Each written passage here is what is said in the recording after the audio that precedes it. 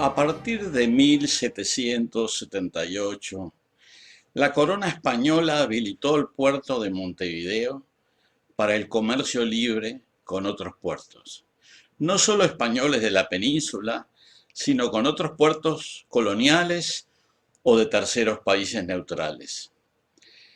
Parece lógico pensar, y hay varios documentos de la época que tienden a confirmarlo, que a partir de este momento el ingreso de esclavos africanos debió multiplicarse rápidamente.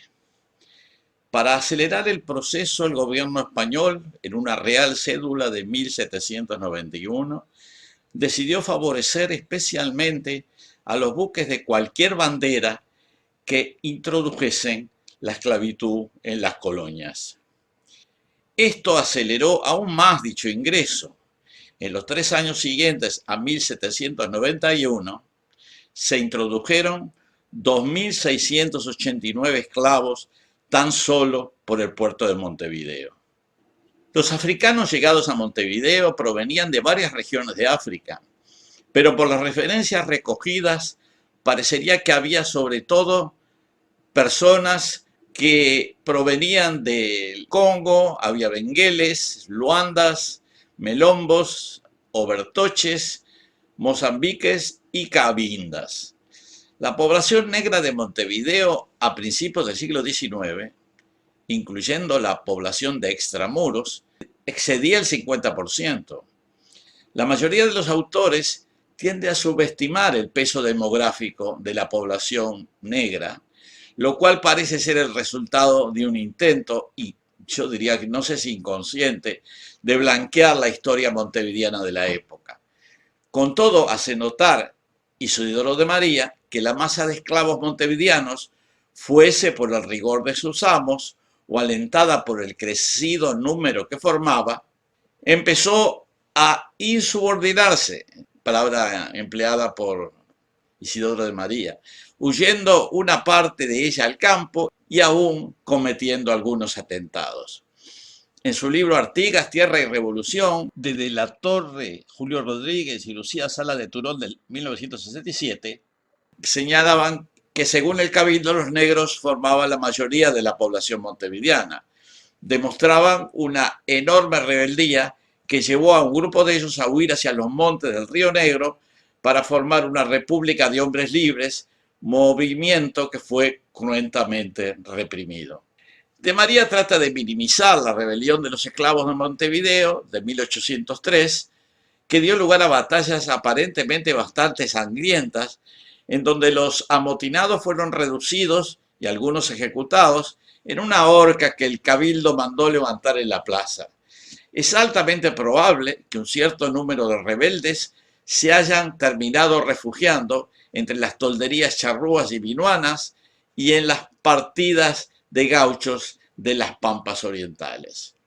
En 1807, las danzas de los negros, esclavos de Montevideo, aparecen mencionadas en documento público del Cabildo del 26 de noviembre de 1807, que reza así: sobre los tambos, bailes de negros. Que respecto a que los bailes de negros son por todos motivos perjudiciales, se prohíban absolutamente dentro y fuera de la ciudad y se imponga al que contravenga el castigo de 1 mes a las obras públicas. Al año siguiente, en 1808, los vecinos elevan un petitorio al Cabildo para exigir mayor severidad en la represión de los tangos de negros, debido a que causan perjuicios a los amos porque con aquel motivo se relajan enteramente los criados, faltando al cumplimiento de sus obligaciones. Cometen varios desórdenes y robos a los mismos amos para pagar la casa donde hacen los bailes, y si no se les permite ir a aquella perjudicial diversión, viven incómodos, no sirven con voluntad y solicitan luego papel de venta. En 1809 aparece nuevamente la palabra tango aplicada al baile de los negros en un reglamento de policía del Cabildo. Los negros montevideanos festejaron el sitio de Montevideo por las fuerzas artiguistas, según lo señala Francisco Acuña de Figueroa, en 1813.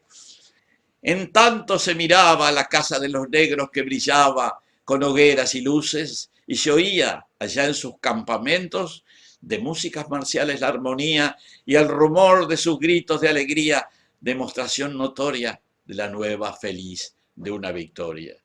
Pocos años más tarde, en 1816, un bando del cabildo establece, se prohíben dentro de la ciudad los bailes conocidos con el nombre de tangos y solo se permiten extramuros en las tardes de los días de fiesta, hasta puesto el sol, en los cuales ni en ningún otro día podrán los negros llevar armas, palo o macana, so pena de sufrir 8 días de prisión en la limpieza de la ciudadela.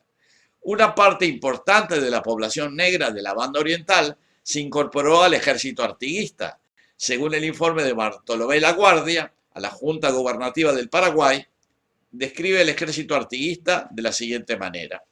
El ejército se compone de 4.000 hombres armados con fusiles e inclusive la división de pardos que se ha agregado y consta de 300 plazas y 200 que se han puesto en marcha para este mismo destino. Durante el control oriental de Montevideo, los esclavos de la ciudad fueron enrolados en el ejército artiguista por orden de Fernando Torgués, y aunque algunos volvieron más tarde a la ciudad, durante la ocupación portuguesa, muchos terminaron agregándose al ejército artiguista en el norte.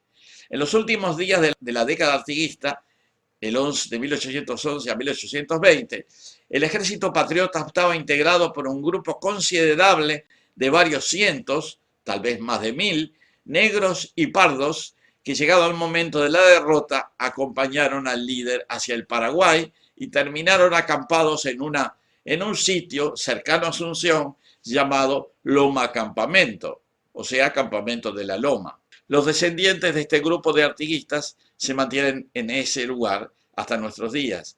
Hace algunos años yo tuve oportunidad de ir con una delegación de Mundo Afro precisamente a Asunción y en particular a la comunidad de Loma Campamento, que también se llama Artigascue, que se encuentra en las afueras de la ciudad de Asunción, como decía.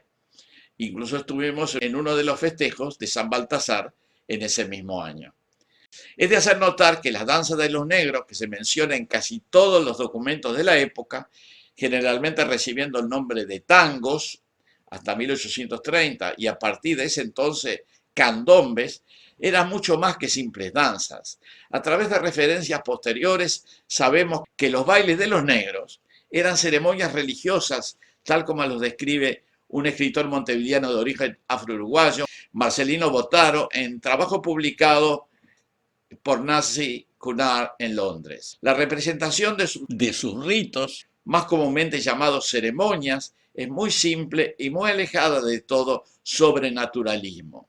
Los ritos pueden reducirse a invocaciones, ruegos, súplicas, ofrecidos de perfecta buena fe a los dioses y mezclados a veces con lentos cantos guerreros, recordando la vida de las tribus. Esos cantos y oraciones eran siempre acompañados de contorsiones y gritos de admiración o sorpresa.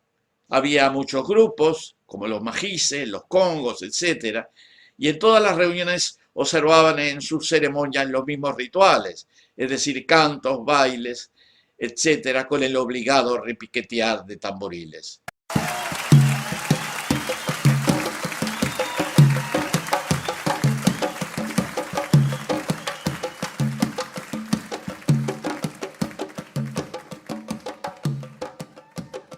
Esta es la primera parte de este video sobre el tema del origen del tango. La segunda parte la desarrollaremos en una próxima presentación.